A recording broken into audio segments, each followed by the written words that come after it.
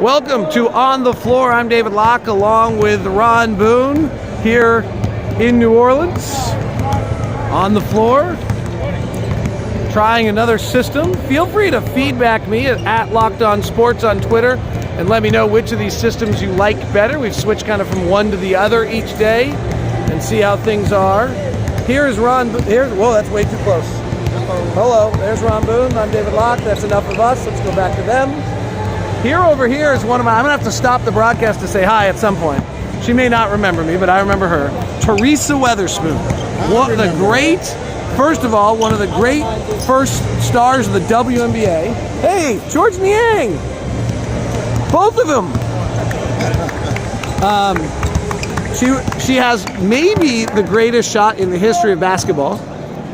That's saying a lot, considering what I've watched now in the last couple of years. No, single shot. She took a shot from mid-court to win a WNBA Finals. Okay. Like one of the first ones ever. To win the Finals. Yes, if I remember correctly. It might have been game one of a three-game series. She played old-school point guard, non-scoring, distributing point guard in the women's game had for a while. That's changed. If you watched the WNBA Finals game last night, it was actually, I will admit this. I'm not embarrassed. I did not watch it. I was out for dinner. I got back. There was so much Twitter about the game. I went and found it and rewatched it. It was great. It was great basketball last night. You know, I watch every now and then because I'm very impressed with the women's game now because it resembles so much of the NBA. And from the kind of plays they run, the type of defense they use, obviously the ladies are getting more athletic. You got ladies dunking the basketball now, spin moves. I mean, they're doing it all right now, and it's kind of fun to watch. Teresa was old school. She was down on the floor. That was the kind of the first version. I remember when the WNBA first came out. Thank you. Yes, thank you, Trey.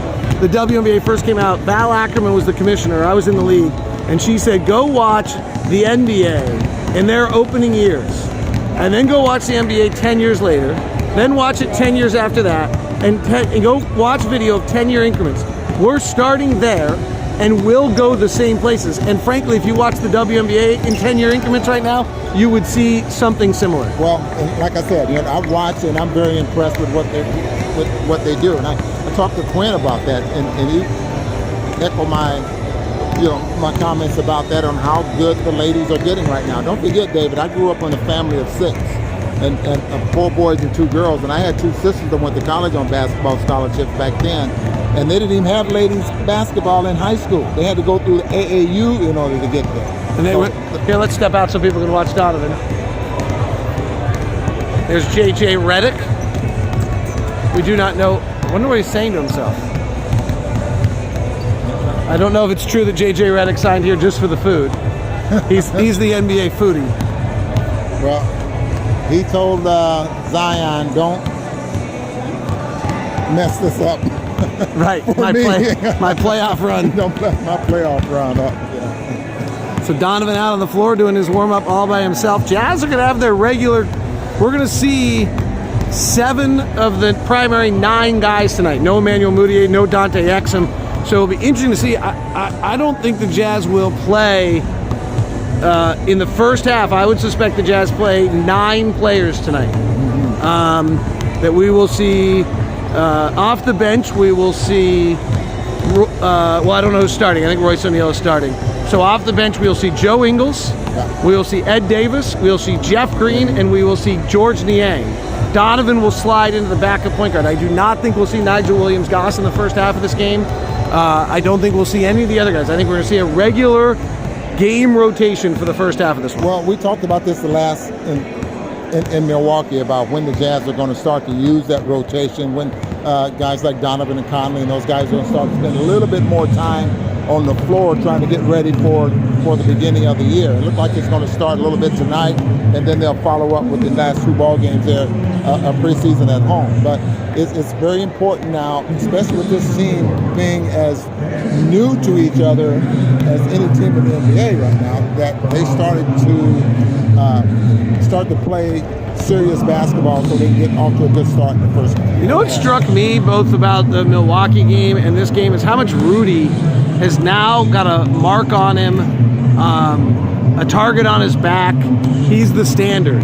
He didn't play against Milwaukee, maybe rightfully so, because to him to play Giannis, he'd have to play 120% and do, and you know what, Zion's coming in here tonight, and Rudy's the standard bearer. Like, if he can dunk on Rudy, that's the ultimate. And even if it's a preseason game, Zion knows it's going nationwide if it hits. Well, don't forget, Zion's 19, and he doesn't know how to play but one way. From what I've seen, he's like 90 miles an hour at 285 pounds, jumping and spinning and just electrifying the crowd with some of his moves. Rudy doesn't need that right now in preseason. He doesn't need to validate who he is and show his effectiveness to a ball game. I think that we will see. I think we'll see an intensity in this building too, because this is the first appearance here in New Orleans for this team this year, and the excitement is, what a turnaround. They just had their heart ripped out a year ago with the Anthony Davis situation, and now there's such excitement around here. I think we'll really see a good crowd. I don't think there's any doubt you're going to see a pretty good crowd here tonight, and the fact that, David, the Jazz now is a veteran team. We got veteran players in key positions. This New Orleans team right now is young. They are very young. They got 19-year-olds, they got some 20, 21, and 22-year-olds. All 5 starters were one and done. Yeah. 4 of the 5 starters are pick 3, 1, 2, or 3. Yeah. Wow. So the future for this basketball team is definitely in line to be good. I think they're going to be. I'm making my bold prediction with a caveat. If our guy Derek Favors can play 70 games, which I don't know if his body still can do. If our guy Derek Favors can play 70 games, the Pelicans will be the 5th seed in the Western Conference. One of the big 5 will slip behind them. Okay, we've heard this first right here in New Orleans on October 11th from David Locke that the Pelicans... If they don't, it's Alvin Gentry's fault. Really? Yeah, put it on Alvin. Because I screwed me last year, too, when I believed in him. All right, on that note...